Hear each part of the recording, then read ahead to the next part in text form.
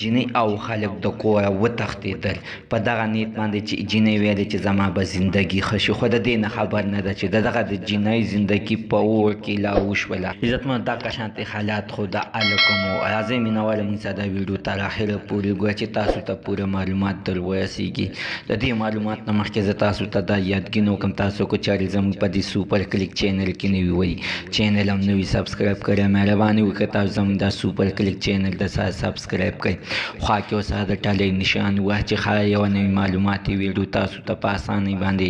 در ورسېږي. عزتمنو هېڅکله داسې مینې مه کوئ چې په مینه کې تاسو وشرمېږئ او خاندان هم در سره وشرمېږي چې عزتمنو څنګه د فاطمې جینۍ سره او د شعیب خلک سره دا واقعه مخې ته شوې ده.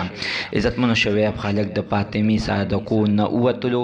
او وتښتېدل چې وتښتېدل خو عزتمنو چې شعیب هلک چې په کور کې څه پیسې وي د پلار ماتې ګوډې پیسې وي عزتمنو هغه هم ځان سره وتښتول. دغه شانتې عزتمنو جینۍ هم وه چې ځان سره د مور 2 تولې کالي خو هم ویستلو او مینهوالو چې په دغه 2 تولو کالي باندې به لور ډېره غټه ګزاره کوله لږ لږ به یې ترېنه خرڅول او هوټل کرایانې به یې پکې ورکولې. مینهوالو چې اخر دوی سره دغه پیسې ختمې شولې چې عزتمنو بیا چې دوی سره دغه پیسې ختمې شولې او هلک راغلی کور ته او کور کې ویل چې زه پیسو دپاره راغلم. مینهوالو چې هلک څنګه کور ته دننه شو نو پلار ورته ویل چې زوی ته څه کې تا خو موږ په شرمونو باندې وشرمولو. نو زوی ته غوسه ورغلې ده او ورته ویل چې پلاره ولې ما په شرمونو شرمول زه څه جینۍ خو نه یم هلک یم جینۍ مې ځان سره بوتلې ده. په دې کې عزتمنو د زوی او د پلار خپلو کې جنګ شو او پلار یې ولګېدو او په دغه طریقه باندې عزتمنو بیا خپل زوی یې بې دردۍ سره قتل کړو تمانچه